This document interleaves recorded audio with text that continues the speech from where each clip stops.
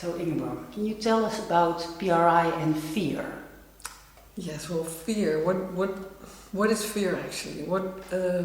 It's important to make a distinction between rational and irrational fear, because if there's a rational fear, which means there's a real danger, for example, if you're being attacked by a tiger, or let's say your house is on fire, I mean, there's a real danger. So then you need to have fear, the whole system of adrenaline to get out. Or to fight if you can. If you can't get out, then you fight. So that's, not what I'm talking about. I'm talking about the irrational fears. So what are irrational fears? For example, of fear of mice. Many people are afraid of mice. And, well, I don't think they're really going to do us anything. Then, of course, there is fear of, for example, speaking in public. 95% of people are supposed to be suffering from fear. Speaking in public, which is incredible. And of course, what could happen? Well, maybe they won't like what you have to say. That's about the worst that could happen. But it's whatever it is, it won't be pleasant, but it won't be a dangerous experience. So we're talking about irrational fears, and many people suffer from irrational fears. It's a very, very common thing to suffer of. Now, it's important to realize that the fear that you have in the present actually is covering up something that happened in the past. And what I mean by this is that we are afraid of what already happened.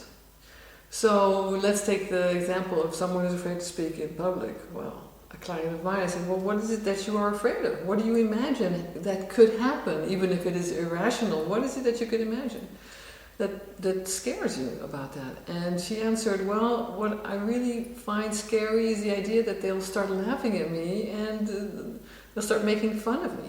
Someone else said, well, I'm afraid that people will start yawning and they will fall asleep. Someone else said, well, I'm afraid that they're going to start speaking and screaming and louder, and that it's going to be like one wave that's coming over me, it's going to attack me. Now, these different responses to the same fear show how actually there's something else behind the fear. Because with fear, it's the same as what I explained about depression.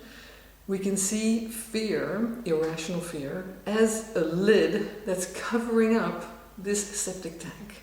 This reservoir of old, unprocessed pain which we all carry with us, that comes from experiences that we lived through as a small child. And at the time, these experiences, even if they weren't horrible, big traumatic experiences, like we all unfortunately know that there are many children that suffer from that, but not all of us, thank God, did. But these experiences, even if they were everyday experiences, can be too traumatic for a small child to process.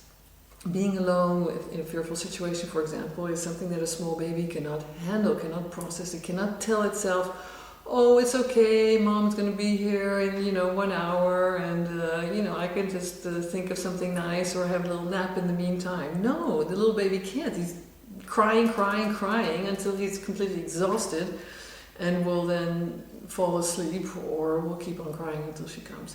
So all these sorts of experiences that we have all suffered from as children will be stored in this reservoir, and then we put a lid on this reservoir. And one of the lids that we put on this reservoir, apart from depression, which is a very, very frequent one, is fear, irrational fear.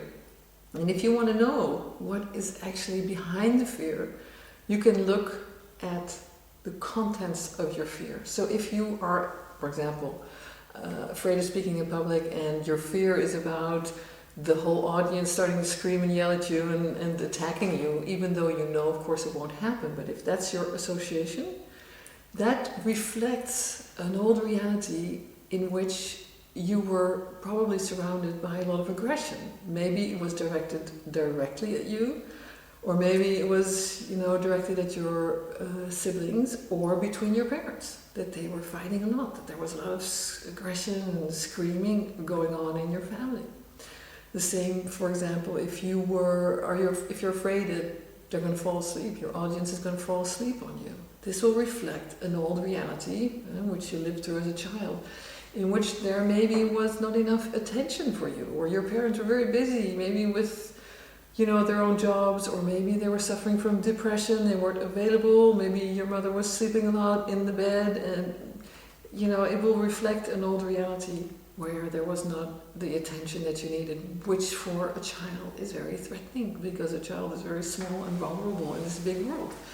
So fear is a lid that covers up something else, something that we leave to our children. We can actually go in, clean it out, so we don't need this lid anymore. And it's very important to realize that all these irrational fears that we have are really a reflection of what already happened. So we are afraid of what already happened.